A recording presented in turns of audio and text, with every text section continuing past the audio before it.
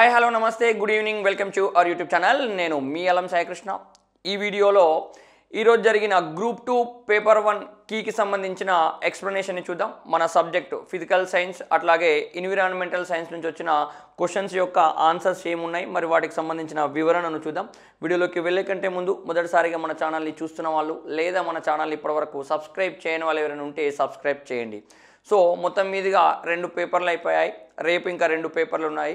దాదాపు అందరు కూడా బాగానే రాశారని నేనైతే ఎక్స్పెక్ట్ చేస్తున్నాను. సో ఎట్లాంటి టెన్షన్ అనేది పడాల్సిన అవసరం లేదు. మీ యొక్క కర్తవ్యం మీరు నిర్వర్తించేసిండ్రు, అయిపోయింది. జస్ట్ ఈ ఎక్స్ప్లెనేషన్ అనేది ఎవరైనా మేము ఏం రాసాము ఎట్లా రాసాము చూసుకునే వాళ్ళ కొరకు మాత్రమే, బట్ ఎలాంటి మిమ్మల్ని భయభ్రాంతులకు గురి చేసే ప్రయత్నం అయితే కాదు అండి.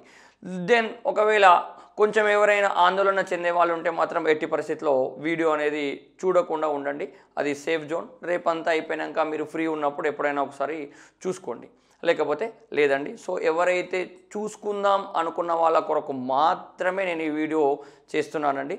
సో మరి దాదాపు మన నుంచి ఒక 8 క్వశ్చన్ల వరకు వచ్చినాయి. దాంట్లో ఒక ఫస్ట్ క్వశ్చన్ చూస్తే 29th క్వశ్చన్ ఉందండి. So what ever it may be, question number పక్కన పెట్టేద్దాం. క్వశ్చన్కి వస్తే పర్యావరణ పరిరక్షణ సంస్థ ఈపీఏ ఎన్విరాన్మెంటల్ ప్రొటెక్షన్ ఏజెన్సీ ప్రకారం వాయు కాలుష్య కారకాలకు ఈ క్రింది వాటిలో ఏవి ప్రామాణికం?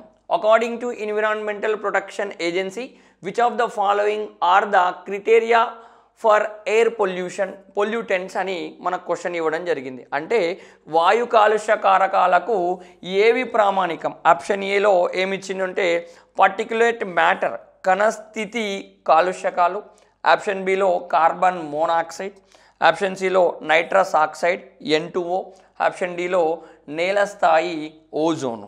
ఎస్, ఈ 4 ఇచ్చి కింద మనకు యాజ్ యూజువల్గా అడిగే క్వశ్చన్ ట్రెండ్ ఉంది. మరి ఇందులో ఏవి ప్రామాణికం అంటే ఎస్, ఈ 4 కూడా ప్రామాణికమేనండి. ABCD 4 కూడా వాయు కాలుష్యకాలకు ప్రామాణికంగా ఈ పర్యావరణ పరిరక్షణ సంస్థ ఆధారంగా చెప్పడం అయితే జరుగుతుంది. సో మనకు A correct, B correct, C correct, D correct.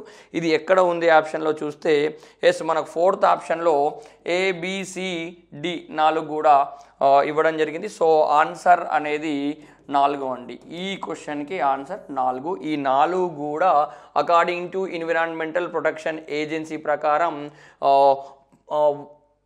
Air పొల్యూషన్కు ఒక క్రిటేరియాగా పనిచేస్తున్నాయండి. దెన్ నెక్స్ట్ క్వశ్చన్కి వచ్చేసేస్తే ఏమంటున్నాడు ఇక్కడ, ఈ క్రింది వాక్యాలను పరిగణించండి.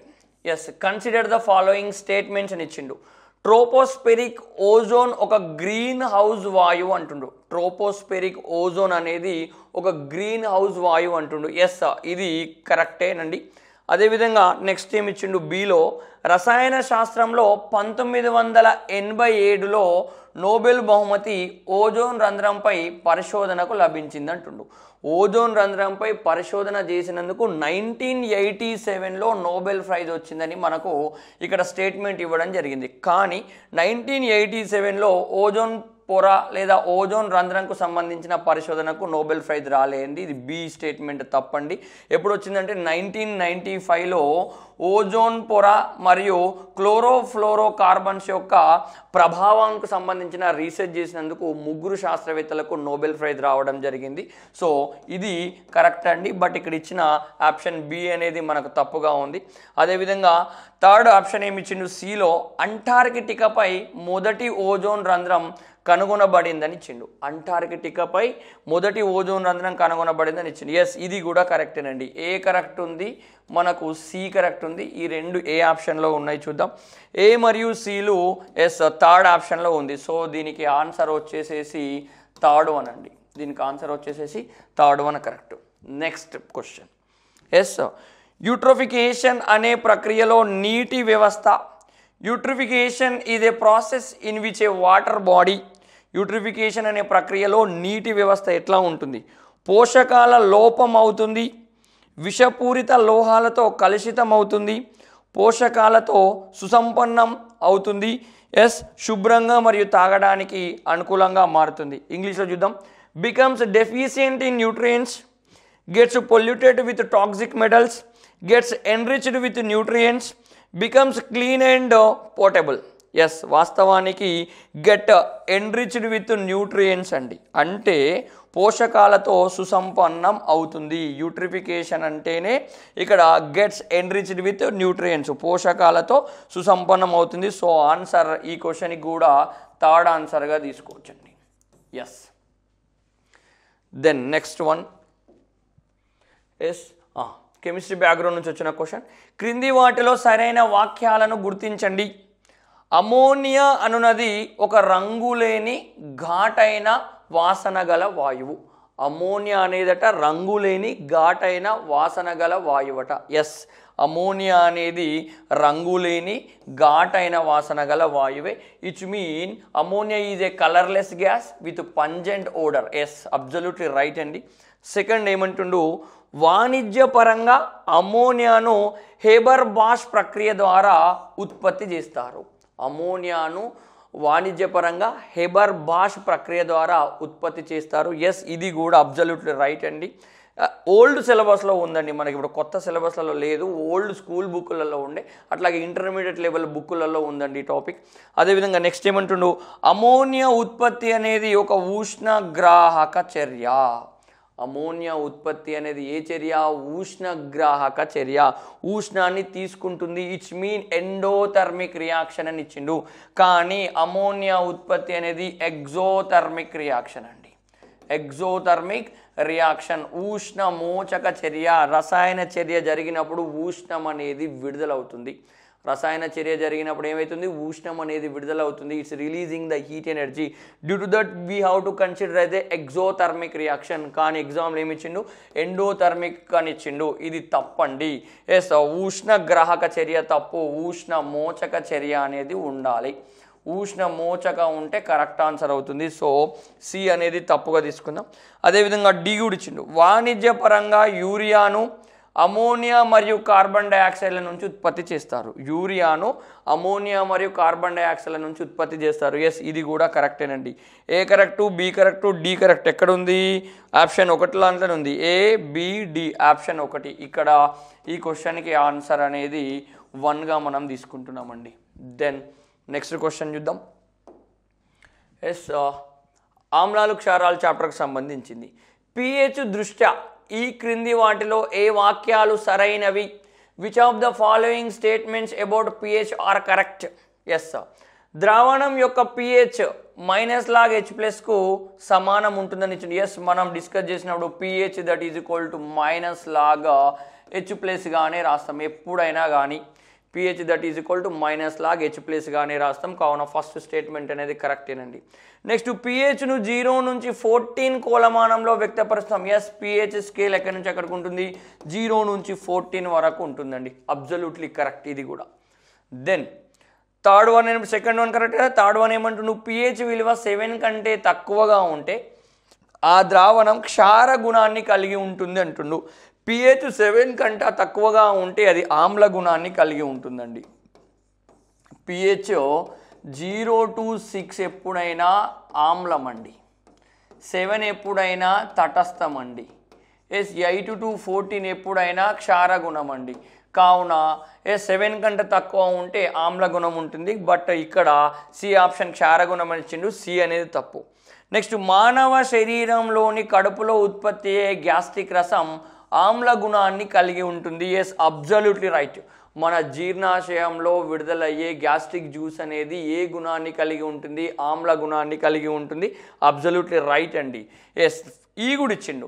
ఆరోగ్యవంతమైన మనిషి రక్తం యొక్క సాధారణ పిహెచ్ విలువ 6.5 అన్నాడు. తప్పండి.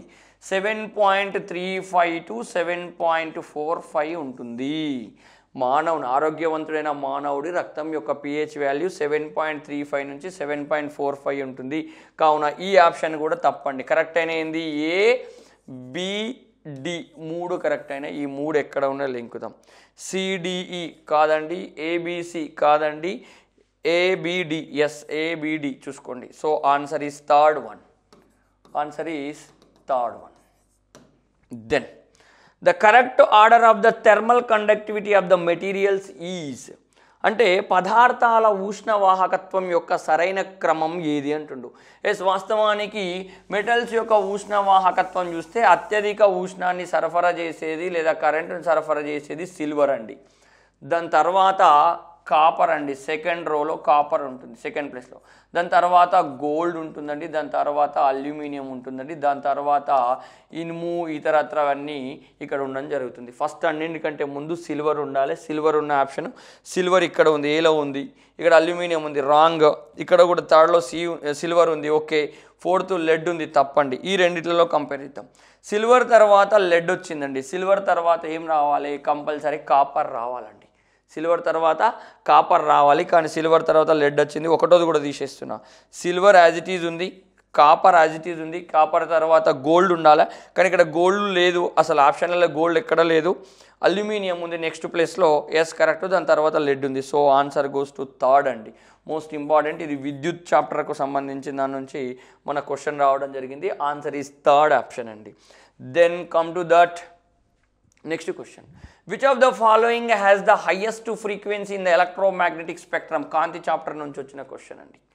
ఎస్, కింద ఇవ్వబడిన వాటిలో విద్యుదయస్కాంత స్పెక్ట్రంలో అత్యధిక తరచుదనం మీన్ ఫ్రీక్వెన్సీ అండి. కొంచెం తెలుగులో కన్ఫ్యూజ్ కావచ్చు. ఫ్రీక్వెన్సీ ఎక్కువగా ఉన్నది ఏది అంటుండు?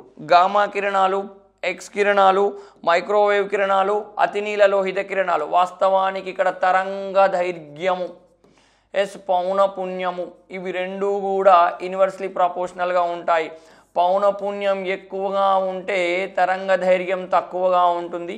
అదేవిధంగా తరంగ దైర్ఘ్యం ఎక్కువగా ఉంటే పౌనపుణ్యం తక్కువగా ఉంటుంది. ఎస్, మనకి ఇక్కడ ఏమడిగిండు? పౌనపుణ్యం ఎక్కువ ఉన్నది కావాలని అడిగిండు. ఎస్, ఇక్కడ ఉన్న వాటిలో పౌనపుణ్యం ఎక్కువగా గామా కిరణాలకు ఉంటుంది. గామా కిరణాలకు ఏముంటుంది? పౌనపుణ్యం ఎక్కువ. ఎస్, అదేవిధంగా తరంగ దైర్ఘ్యం వీటికి తక్కువగా ఉంటుంది, గుర్తుపెట్టుకోవాలి. ఎస్, అదేవిధంగా తరంగ దైర్ఘ్యం అనేది రేడియో కిరణాలకు ఎక్కువగా ఉంటుంది. తరంగ దైర్ఘ్యం అనేది రేడియో కిరణాలకు ఎక్కువగా ఉంటుంది, పౌనపుణ్యం అనేది తక్కువగా ఉంటుంది. ఇది కూడా రీసెంట్ ఒక కాంపిటేటివ్ ఎగ్జామినేషన్లలో అడగబడిన బిట్ అండి. ఈసారి ఇక్కడ నుంచి రిపీట్ కావడం జరిగింది. ఎస్, ఫ్రీక్వెన్సీ ఎక్కువగా గామా కిరణాలు, తరంగ దైర్ఘ్యం ఎక్కువగా రేడియో తరంగాలు, గుర్తుపెట్టుకోవాలి. రేడియో కిరణాలు గుర్తుపెట్టుకున్న సరిపోతుంది. So answer is first one, option A, answer 1. Then come to that next question వచ్చేసేసి, ఎస్ ఇది కూడా ఎన్విరాన్మెంటల్కి రిలేటెడ్గా ఉందండి. అసర్షన్ రీజన్ వేలో ఇచ్చిండు. అసర్షన్, స్ట్రాటోవరణంలోని ఓజోన్ క్షీణత అనేది భూమి యొక్క ఉపరితలంపైకి చేరిన యూవీ రేడియేషన్ కారణంగా ఆందోళన కలిగిస్తుంది. ఏమంటుండు? స్ట్రాటో ఆవరణంలో ఉన్న ఓజోన్ క్షీణత అనేది భూమి యొక్క ఉపరితలంపైకి చేరిన యూవీ రేడియేషన్ల కారణంగా ఆందోళన కలిగిస్తుందట.